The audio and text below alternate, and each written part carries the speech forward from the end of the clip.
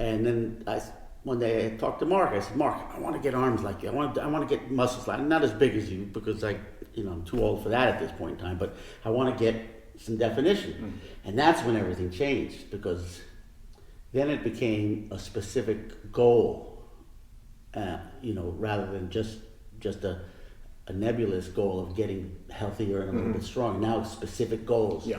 Like having triceps, and I didn't know what to put triceps for. Yeah, I have quads now. I never knew that a quad muscle exists. Yeah, and speaking of that, we're going to...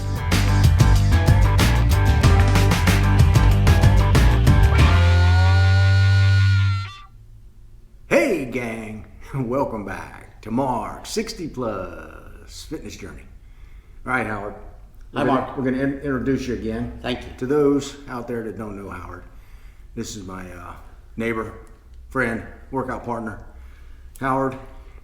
And we're just going to have a little bit of a chat here just to introduce or reintroduce or further introduce Howard to hopefully, what do you think? We're going to use you as an example, hold you up as an example of what can be done. Right. And maybe go over, some fears you may have had when you started out, some stuff that may have surprised you, or you're glad you did it, this kind of thing. So, I've been telling folks that you've been working out for about a year, but I think it's been longer than a year. It's been, I started getting real serious about a year ago, but I before that I was probably doing 2 to 3 days a week with no real direction or specificity. Yeah. I wasn't doing anything specific. But that was prompted by what? What was the thing that got in your head? Said, "Oh, okay, Howard, I'm going to get off my ass and we're going to go to do this." Well, I saw some pictures of myself and realized a little background. I had gastric bypass surgery 12 years ago. I think 11 or 12 years ago. And I lost 125 pounds. Good God. And I've kept most of it off. I was diabetic, taking 7 different medications, 2 shots of insulin every day. And through my own ability to finally focus on it, I kept the weight off, and I'm off almost all the medications, and the diabetes is under control. No insulin shots or anything like that. Mm-hmm. So I did that, but then for a while I worked out quite a bit prior to the pandemic, and the pandemic hit. Yeah, that was a good one. And the gym that I used to go to at the time wasn't open for a long time. Where was that? Over in Virginia Beach, the Jewish community. Oh, that's when you were still. The JCC. Right, I was still living in Virginia Beach at the time, and so I decided that after, I guess it was almost 2 years that I had managed to avoid going to the gym, that I needed to get back in the gym because I was feeling kind of sluggish. I was getting winded a lot. I hadn't put on any weight, but I was getting flabby. Mm-hmm. I was getting flabby, and I suppose I was always flabby to a certain extent. But it was now that I just turned 70 this past October, and I realized that the older I get, the more things tend to sag and so forth. So that's when I decided to go back. Like you were saying, though, you didn't put on any weight, but the transition of losing a little muscle, putting on a little extra fat, the weight stayed the same, but the composition was not correct. What you wanted. That's correct. So when you started back, let's say a little over a year ago, right, without any real specifics, right, That's right. The specificity. We're going to get that right. Yeah, with that one. Specificity. That's specificity. It. So you were basically using machines, right, and kind of watching folks, learning on your own, right, which is good. The advantage of the machines are twofold. Number one is it's already a set weight, so I didn't have to carry any weight to the machines, and that's part of the appeal. What was part of the appeal to me. The other part of it was it's also controlled in the fact that you're less likely to hurt yourself if you're not careful on the machines than you do if you're doing free weights. Yeah. And it was just a lot easier. Also had instructions on how to use it, which also was a lot easier. And so it was a really good way to start getting back into toning things up. And I recognized which machines were for the arms, which machines for the back, and the shoulders, which was for the legs. And I started working out my routine that way, and trying to keep at least a day between upper body and lower body. Basically, actually, for the most part, I did upper body one day and lower body the next day. That was the way it is. I didn't get specific groups. Yeah. So. Well, what would you say was the biggest impediment to, or if there was one, it may not have been an impediment for you because you're kind of an outgoing guy. I would say for a lot of folks, there's a lot of like maybe social anxiety or just gym anxiety, just maybe not knowing what to do. Or what, do you have anything like that just that you had to overcome just to get in? You know, I mean, first of all, I was probably most of the time the oldest guy in the room. We are pretty much. We raise the average age quite a bit. That's right. That's right, and it goes down quite a bit when we leave. It does. But that was part of it. And then I looked at the people who had like really good. I always wanted to have really good biceps. Mm-hmm. I had decent biceps. I want to have biceps. Yeah. And then and I knew Mark, and Mark's Mark with his biceps, but at the time Mark and I weren't working out together. I would see Mark once in a while in the gym, but there were other guys that I would see in the gym all the time, and I would watch them doing bicep things that they did, and some of the things with the pull down machines, and I just decided that I was going to ask them. And there was a little nervousness about it because, you know, a lot of guys in the gym are very serious. They don't like to talk, you know. Yeah. They're working out with friends or not with friends. And I stopped and asked some people why they were doing that particular exercise, that particular movement with that machine. And they told me this is to work the biceps and then the triceps. And you know, I knew biceps, but I had no idea what the tricep was. I guess at that point you could say you were blissfully ignorant.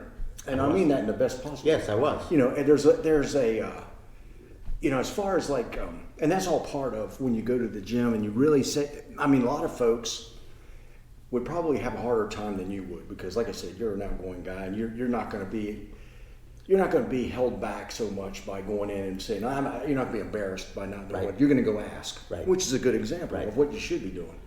But I think a good point there is you learn, you know, you see machines and you go, okay, I'm just doing this and that's a good thing, but you don't know exactly what it is. You don't know what it's for. And you don't learn that really what you're trying to do on a given exercise is exercise a muscle, a bicep, a shoulder, a quadricep. And that's probably at the point where you are now. You're past the apprenticeship stage. You're kind of in the journeyman stage where you're learning and have learned that, okay, I'm going to do this because it's going to do what I want to do today, which may be like us today was leg day, squat day. We had a really good squat day today. We did. I think Howard had a better one than me, but it was a good squat day. But you've learned. He said that, but he didn't tell you the difference in weight, so we both had a good squat day. It was a good day. But you've gotten to the point now where you could go out and do your own thing for the most part. And I don't care how long you've been doing it. There's always going to be times where you have to adapt and, you know, and ask people. And you know, sometimes you get it like you lose track of where you're going. That's right. But you're at a point now where you've established yourself and you're comfortable with going to the gym. And another thing I want to point out is that you're excited about going to the gym. So you've gotten past the point of going in and learn. Well, you're still learning, but you're really in it now to the point where you can function on your own if you had to, if you wanted to. Set goals. But you want to go. I want to go. I go 6 days a week, religiously, and and I can't imagine not doing that on a regular basis at this point in time, you know, and the other part there's another part of the socialization that you mentioned earlier, and that is the fact that once I started asking people things and talking to people knew me in the gym. Yeah.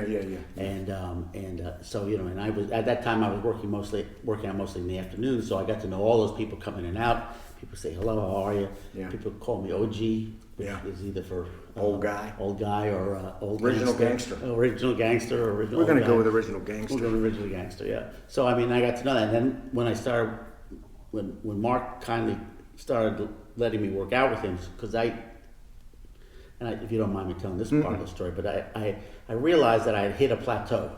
I didn't, and I knew that I'd gotten decent biceps. I'd always had good calves, and my legs were always stronger than my arms were, but my arms were, I've always felt my arms were weaker than they should be. But so I reached the plateau. And then one day I talked to Mark. I said, Mark, I want to get arms like you. I want to get muscles like, not as big as you, because I'm too old for that at this point in time, but I want to get some definition. And that's when everything changed, because then it became a specific goal, rather than just a nebulous goal of getting healthier and a little bit stronger. Now it's specific goals. Yeah. Like having triceps, and I didn't know what triceps were. I have quads now. I never knew that a quad muscle exists. Yeah, and speaking of that, we're gonna. Today was a good example of that. We were recording our squats using our phone, just to look at the technique and depth and stuff. And you noticed, and your hamstrings and your quadriceps, it was probably definition. And you've got some really good hamstrings and quads going on, and arms. All that stuff is really coming together. This is all strength you didn't know you had. Didn't know how. And if you'd started this like when you were 20, you could have been a monster. Even more monstrous than now. But I was always big boned, so But yeah, I just wanted to make a point though, because what you were just saying, though, you said you reached a plateau. That's right. But really, and it was a plateau, I guess. But what you really wanted to do, I think, is move on to phase 2, which right. is Which is where we are now. Like I said, past the apprentice stage, you're moving up to another level of ability, right. of development. And I told my family I wanted to do.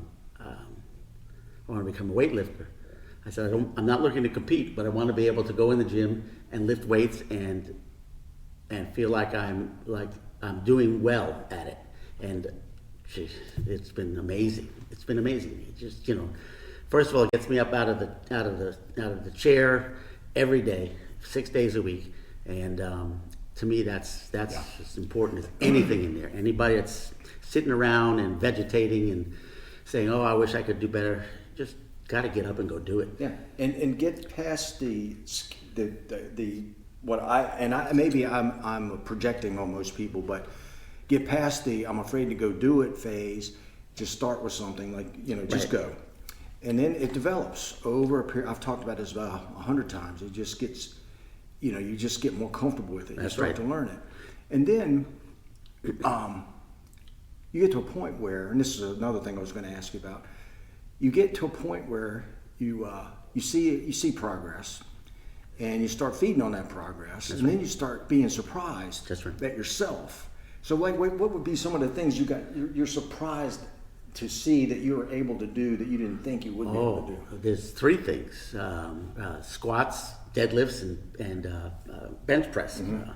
I throughout my years of in and out of the gym, I'd done the machines and I'd done leg stuff and things like that, but never the squats. And squats are another level altogether. Mm-hmm. We do squats, and now we do squats and leg press and leg extensions on leg day, and it's tough to walk afterwards. Yeah, That's the thing that surprised me the most, was that I could do that and just do it every day.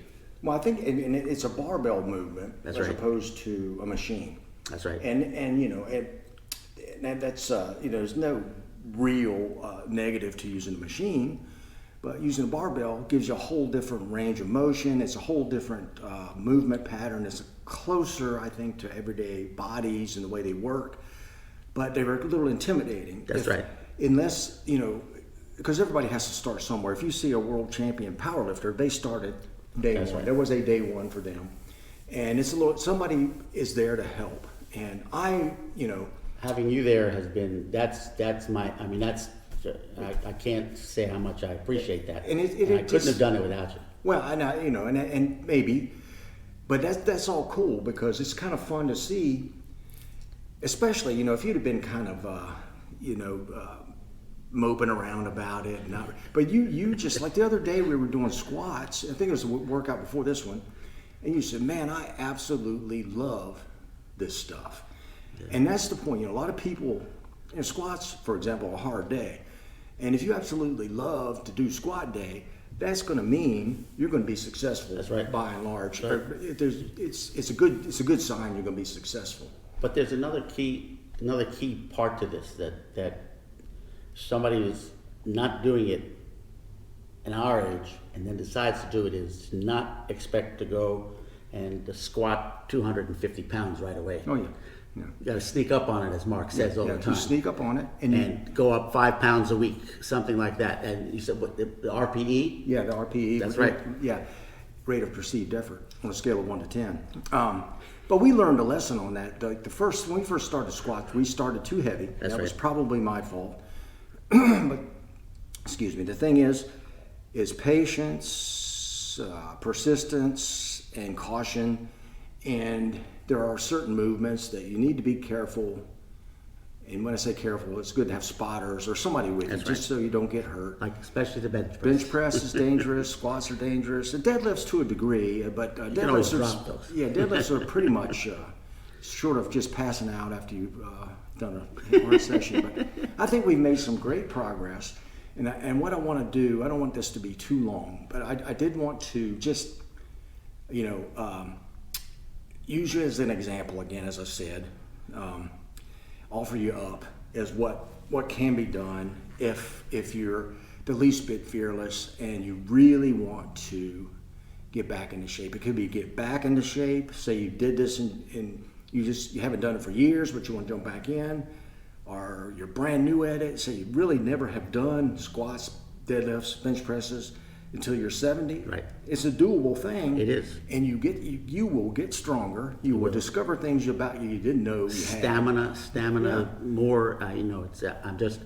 Everything is better. I feel. I'm in better shape at 70 than I was at 40. When I can walk up and down stairs without any difficulties. I can lift 50-pound boxes without hurting myself. I don't think it's not. And you say you feel like it because you are. That's right. That's it. And like you said, you're going to go away this weekend and mess up our whole schedule. That's right. But you're going to go away this weekend and see the grandkids. That's right. And just the stamina, because grandkids are hard. Let me tell you, they're hard. Yeah, and I got three grandsons, 8 and under. Yeah, it's one thing having kids when you're 25, but having grandkids when you're 70, it's a lot to keep up with. It is. But we're going to follow up on this periodically, and I don't know, you know how I am about planning things. It takes me several weeks of talking about it before I pull the trigger on it. We're not in a hurry for anything. No, we're not. If anybody has any questions, I know Mark always says put it in the comments, and any questions of me, I'll be glad to answer them through Mark. And yeah, because there's going to be details. Get up and do it. Get up and do. You can do it. I think if I can do it, you can do it. And that is, that's the thing. You just have to, step one is do one thing. One thing. Don't be afraid of it. It's easy to say, but he did it. I was there at one point from day one, but that was a long time ago. And there's going to be questions. We could sit here and talk for 2 hours, but like you said, that's a good point. Any questions or comments about Howard and his approach and what he's seen, how it's worked? Anything he can offer up to make you a little bit, or give you more encouragement to jump back in the pool or just keep going. Let us know. We will follow up. We might even do a Q&A, answer some questions, sit down and do that. That might be good. Fun. But I'm afraid my camera is going to overheat. I think it's gone out. No, it's still going. Oh, okay. It's still going. You can't tell because the screen gave out. Yeah, it's just see, that's one thing we're gonna have to improve. Technological. We're gonna have to improve our studio setup. Step it up. Step up our game. Right, but this talking about moving to another level. That's what we're gonna do. That's right. We're gonna move to another level. But camera up there, down here. I will say we're gonna close up now, and we're gonna continue this later. Yep. No doubt. And it would be cool to do a question and answer session. So send in questions. That'd be fun to do. I want to thank you for stopping in and doing this. Always a pleasure. Although it wasn't that hard. You're just right over there. And I'm just right over That's there. right. So it wasn't that hard to pull together. But I will say this, Howard. It's been a hoot.